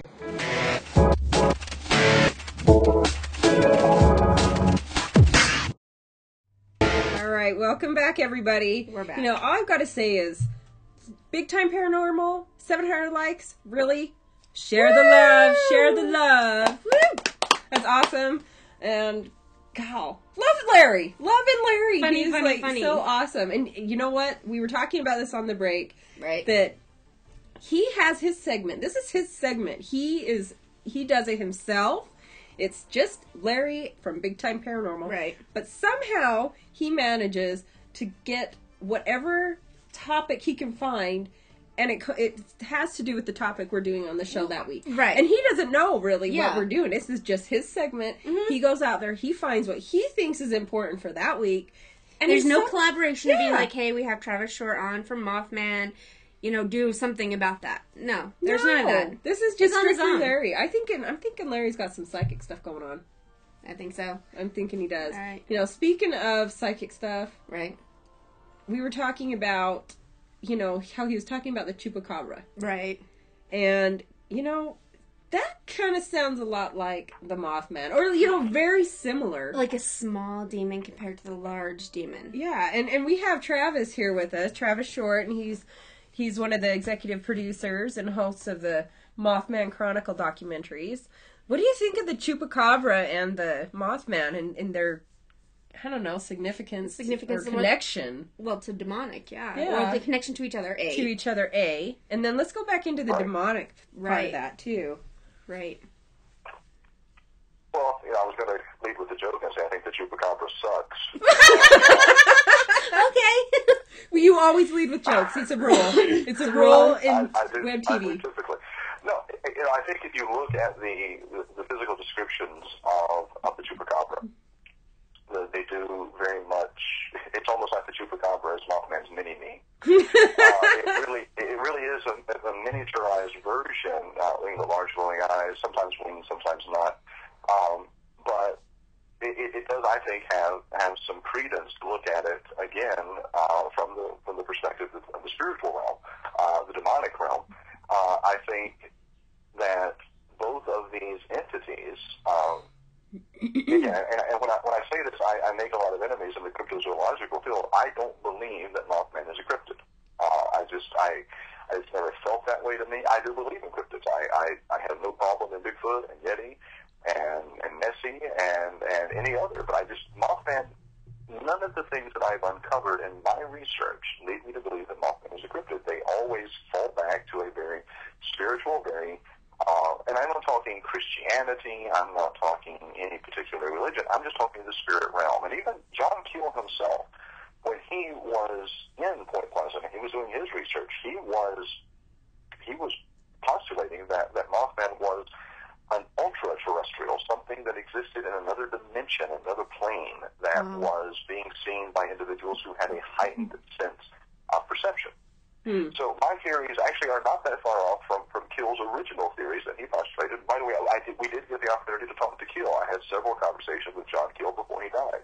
And my theories that I posited, I was talking on the break. I was one of the first people to approach Mothman from this perspective. He's always been approached as a cryptid. Right. I was one of the first, as far as I know, to come in and address the sightings. Not in this first documentary. Again, this first documentary lets the eyewitnesses tell their story, but in the speaking engagements that I did in Point Pleasant, and in the second documentary, to approach it from a spiritual / theological / religious perspective. And I was also one of the first people to posit that there were multiple entities. I did that in my very first presentation. Well, and you have a background in theology, too, so it's not like you're just spouting stuff. You've studied it pretty thoroughly. I studied it. I was actually, actively involved in a ministerial capacity at one point in my life, and I, four courses away from completing a Master's of Divinity and with a major in theology. But it was, for me, what made the most sense, and especially hearing the individuals describe their feelings of dread, feelings of terror, and things along those lines. And one of the things that I think, again, lends credence to this is that in theological circles, when you talk about angels are divided into choirs. One of the divisions of choirs is principalities. Principalities are angels that are given sovereignty over certain locations. If we believe in good angels and we believe that they have sovereignty over certain locations, would a demonic entity not also have a certain physical location that's in its purview? Well, that's possible. Yeah. And could it not be that that's what this is? Mm-hmm. And that it's not that Mothman is tied to Point Pleasant, West Virginia. It's just that this entity, for whatever reason, was manifesting itself and in the physical realm on a number of occasions and being seen. That's good questions, because, right. I mean, seriously, like you were saying, if they have this territory or this certain area that they're going to be in, of course it's going to have, like, a significance. Well, if you're given, like, freedom... Oh my gosh, can you imagine the devastation? A demon with freedom. Get in my mind for a minute. You're already there, but... Been there, yeah. Right, I already have a haunting list. You better watch out. But, if I was given demonic freedom over an area for even a 2-year period... the beauty. The beauty of the horror. Because angels come and save, and... Yeah. And then also, if you have, like, a demon there, wouldn't it be safe to assume that there's also something they're battling with that demon? Like, maybe there could be, like, an angel versus demon thing going on right here. Oh my gosh, I got swords fighting in my head. Yeah. Yeah, it could very well be that case, because, if you go back to one of the statements I made earlier, Point Pleasant tended to be a hotbed of paranormal activity. You did have occult activity going on. The TNT area, as I mentioned, is very desolate. It is, we have gone numerous occasions, day and night, and it is, it's hundreds of acres of reclaimed land that is, it's full of swamps, and it's full of lakes, and it's full of woods and forests. It's very isolated, but it was known to have, and even in 2006,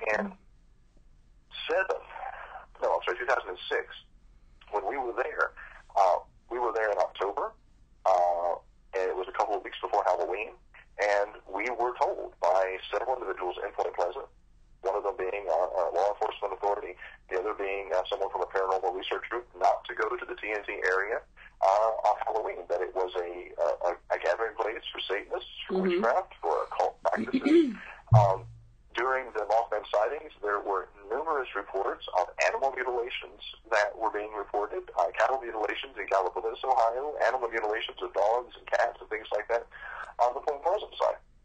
So there is the possibility that the sightings of this entity were brought about because of occult activity. I'm not saying that's what happened. I'm saying that is one of the pieces of evidence that we uncovered when talking to people. Well, who wants to go there on Halloween to find out? You have to look at that. Occultist. Well, occultist, sure, but... Kathy says, who wants to go there on Halloween? I said, well, occultists. Hello. Well, and then even... And documentary film crew that did you go into screwed up areas just to see what happens. Yeah, and then you get growled at. My morbid curiosity kicks in. I'm like, I'm going to hide in the bushes. I'm just going to watch. Well, Travis, let him tell you what happens when you do that. I want to know. Tell me what happens. Yeah, and that's and unfortunately that is the nature of being a filmmaker. You have a curiosity. And it is a morbid curiosity. You want to know what's going to happen. Right. They tell me not to do something. Guess what? That makes me much more inclined to do it. Exactly. That's my first thought. Oh, yeah, because then you want to catch whatever it is. And was that when you got had your experience up there? Was it on Halloween, or was it completely different time? No, actually, my experience, it was our experience. It was Charlie and Matthew and myself. Right. And it was early fall, so it was late summer. It was more like August. Very hot, humid day in Point Pleasant. A beautiful day, sunny, nothing ominous or foreboding, but we were actually in the TNT area. We were driving. We were on the stretch of road that kind of bisects the TNT area. It's the flat stretch of road that they were using for hot rod racing back in the 60s. And we were not hot rod racing. I will preface that. I don't want to get a ticket after the fact. We did drive to a T intersection, and we were at a stop sign. Windows were rolled up, air conditioner was going. The three of us were talking, and we did hear what, to this day, none of us really know what we heard. It was this very loud growl, howl, shriek, scream. It literally shook when I say the shook, I don't mean that the vehicle shook, but it literally reverberated in the windows. I mean, we could hear it with the windows up and the air conditioner going, and literally all three of us, the hair on the back of our neck, the hairs on our arms stood up. Wow. And we looked at one another like, what the hell was that? Right. And the only thing that I can't even begin, I mean, it wasn't a screech owl. I'm from the country. I grew up in a rural area. It's not a screech owl, and it was daytime. This was something, I honestly do not know what it was.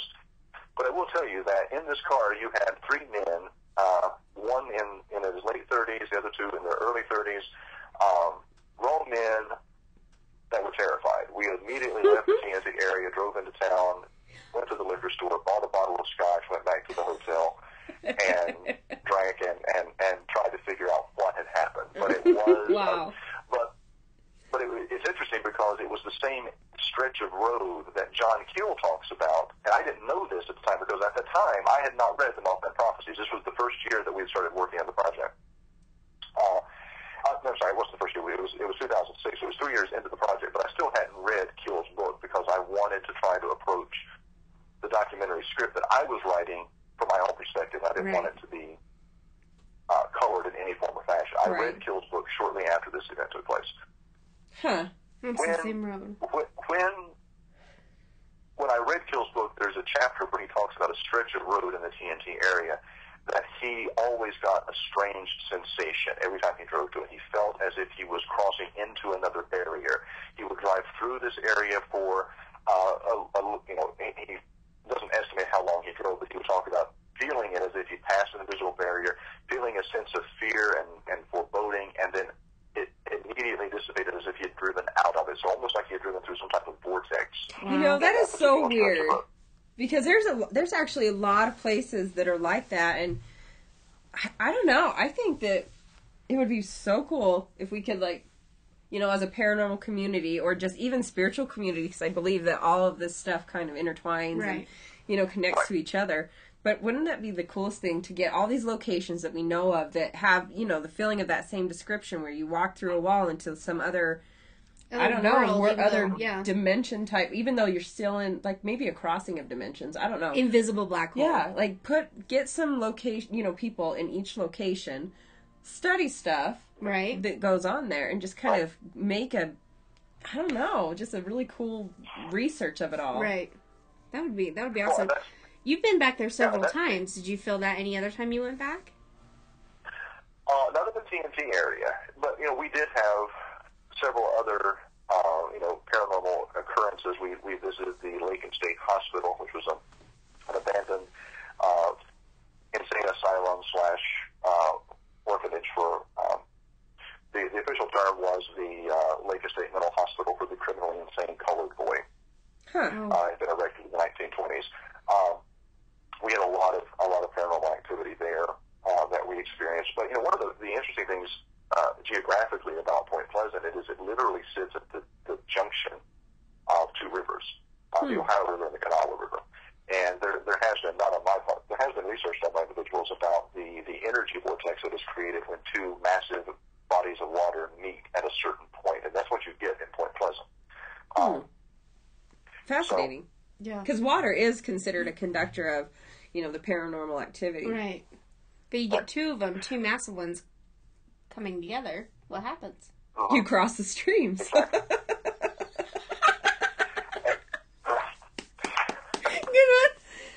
Thank you. I have one every once in a while on that note. Let's go. We're done. Just kidding. That was good. I'm so proud of myself that I caught on to it. Anyways, that's awesome. Old ghost hunting humor. Right. I liked it.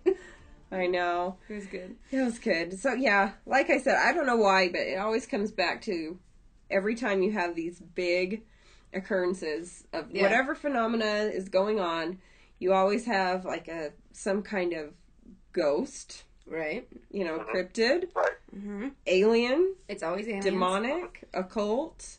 I mean, it all kind of just comes together. And normally, Native Americans involved. It comes in. I'm not blaming anybody. No, it just seems like there's like a recipe.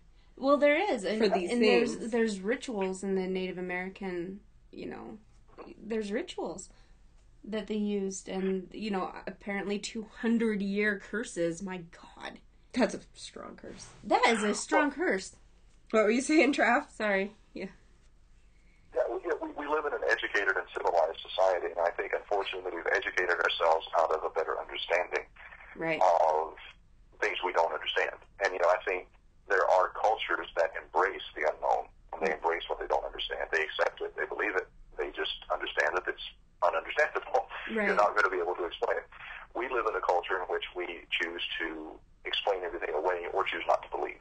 Right. And I think, you know, experiencing the first-hand accounts of these individuals, you know, yes, everything that we talk about in the documentary can be explained away if you choose to do so. Right. Everything can be chalked up to coincidence, but then you're talking about an extreme amount of coincidences in one small geographic location. And if you watch the documentary and you get to the timeline and you see all of these things that happen, then you see what we still feel is one of the most, you know, it's one of the most terrifying points of coincidences that you can see is that there is a direct link between the town of Point Pleasant, West Virginia, and the terrorist attacks on September 11th. Yeah, we were talking about that on the, you know, during the break, and I just, seriously, I'm floored by how all these things have been connected. Right. You know, it's just, to me, it's crazy. You think of all these people, like I follow somebody on Facebook, it's, you know, a conspiracy theory person, love those. and I just, you know, I love it, but, you know, it does, it makes you think, and then when you can make these kind of connections, like you're saying, you can go and connect this to that, and that to this, and that to the other, but what is really true, you know? Right. Right. It's fascinating. And that was one of the things we wanted to do. I mean, and the research on this is owed entirely to Charlie McCracken and Matthew Fleming and myself, but both of them did massive amounts of research on anything, you know, tying Point Pleasant and its latitude and longitude and all of these things.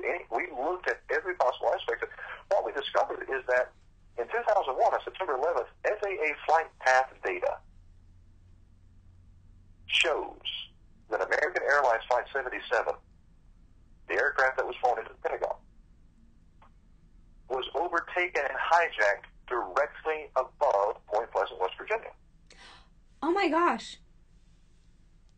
It is at that point in the flight, directly over Point Pleasant, that the plane is overtaken and changes its course and flies into the Pentagon.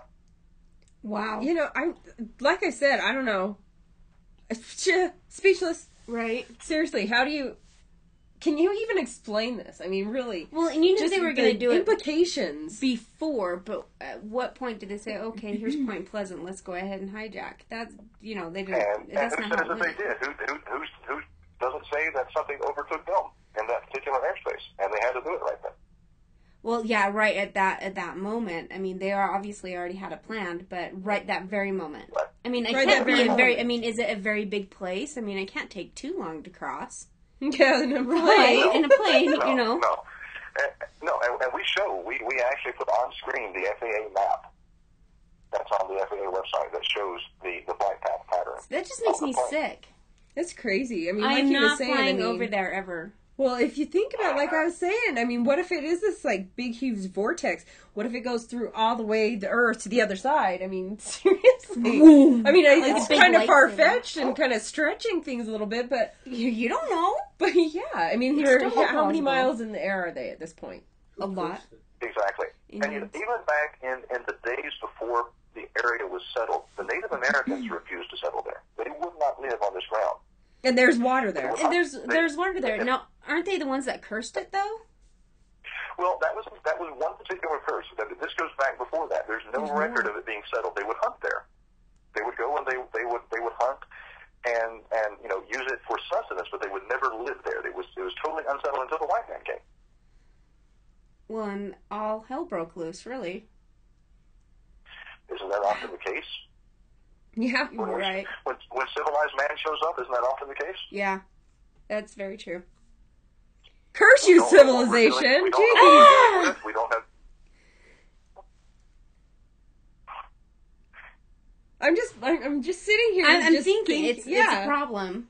I'm I'm thinking, and it's mind blowing. Really, I mean, connect the dots. Well, I'll go even one further. One further. We haven't swallowed this one. Okay, go ahead.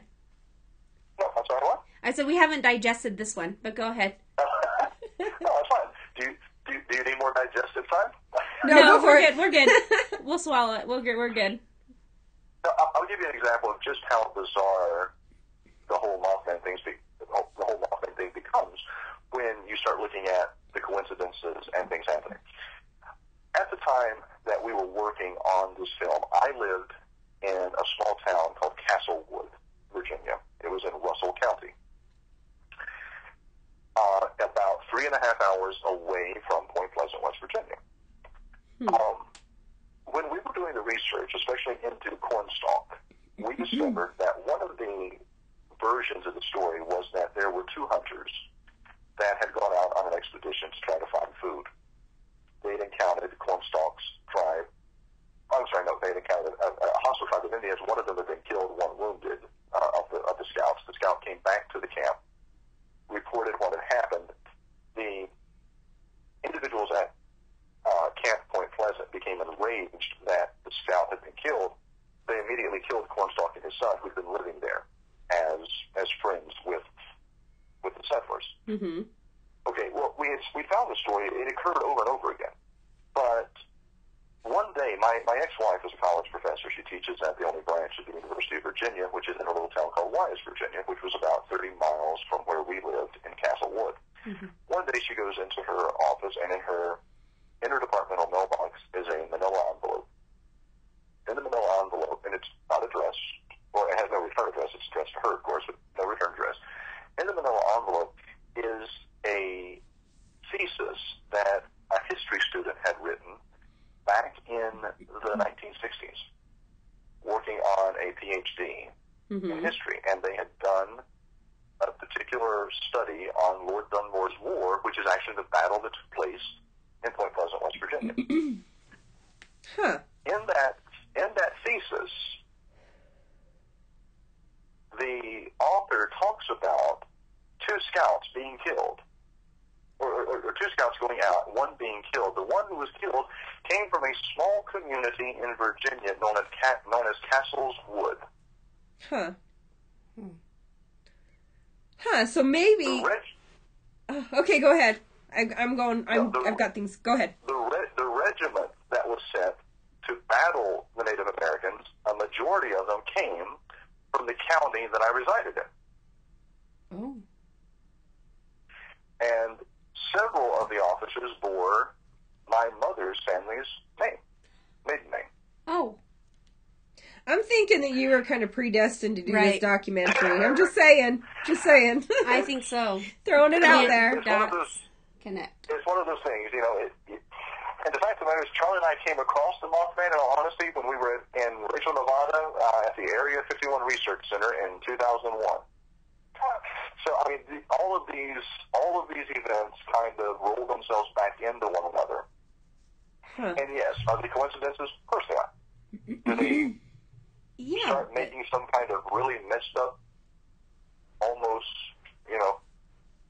collage-type image? Yeah, they do. After a while. Well, you get so many coincidences, and it's not a coincidence anymore. Well, I know that somebody once said that there is no such thing as coincidences. Right. Everything happens for a reason. Unknown author. Cammy. Dubbed Cammy. No, it was somebody else. I stole it. But it was somebody else that said that. I just happen to believe it. I agree. Especially when they're like that. I mean, seriously. That's crazy, Travis. You're like this warrior, this, like... right. Mothman warrior. What if he was like I don't know about that, but it's been a very interesting road over the past, well, we started a decade. We started in 2003. And I guess, we're talking about, the coincidences and all of that. I always fall back on, that quote from Sherlock Holmes: when you've eliminated all which has been possible, then whatever remains, however impossible, must be the truth. Right. I like that. All right. Well, That's you know what? It is. Wall. Yeah. It is 9:45 here, which makes it, gosh, it's late there. 11:45, right? 11:45. Yeah. So, I'm going to end with that quote for the night. And, we're gonna have to get you back on, Trav, and just follow your progression of the documentary. And get more information, because, there's so much more that we're not even hearing, because it's only a 2-hour segment, but it goes so much deeper. The depth of this is like endless. It's frying my brain, and I'm pretty deep. You have to digest it for a minute and think. And we deal with something in the documentary where there were sightings of Mothman a good 6 years before the first documented sighting. The official sighting. Some of them go back to 1960.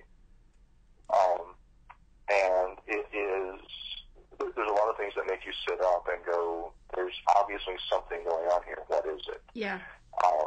And like I said, if you go to Point Pleasant today, and I encourage everyone to go, I think it's a great place to go and visit.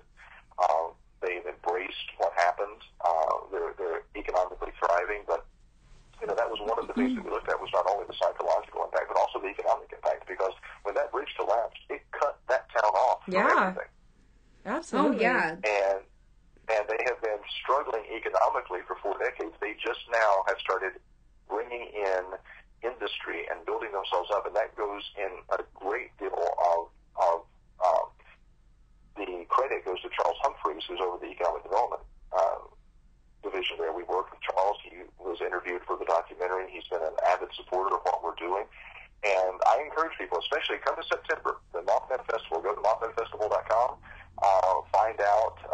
It's typically always the second weekend in September, but I would encourage individuals to make that a destination this year. It's an awesome opportunity to go and visit an honest-to-God historical town where something happened that has changed not only the supernatural and the paranormal world, but as I mentioned, the bridge collapse actually has ensured safety of hundreds of bridges in this country for the past 4 decades, because it really made the country sit up and go, we need to check our infrastructure. Well, so something good came out of that. I just hopefully that area starts getting cleansed a little bit, and maybe, God, get a shaman in there, for crying out loud. Maybe a dozen. Yeah, get some really heavy-duty shaman in there, clear the land, make peace with it, whatever you got to do so these people can live. Exactly. Jeez. Well, and I can tell you right now that it's Bill Bean's mission when he goes in September. He plans on doing a cleansing of the town of Point Pleasant. I love Bill. That would be. Are you going to go with him? I don't know. We have been invited. Charlie called me today, as a matter of fact, and told me that the folks in Point Pleasant will want to know if we were coming back. We haven't been back since 2009.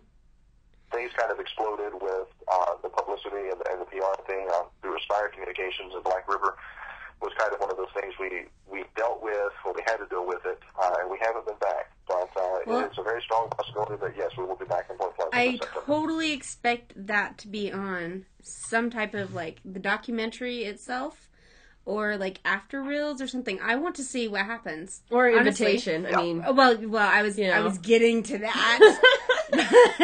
As a paranormal investigator, I want to know. Yeah, I want to know what goes down. To be there, I know that Bill is very spiritual about this, about things. He's not necessarily a paranormal investigator, even though he dealt heavily in it from personal experience for years.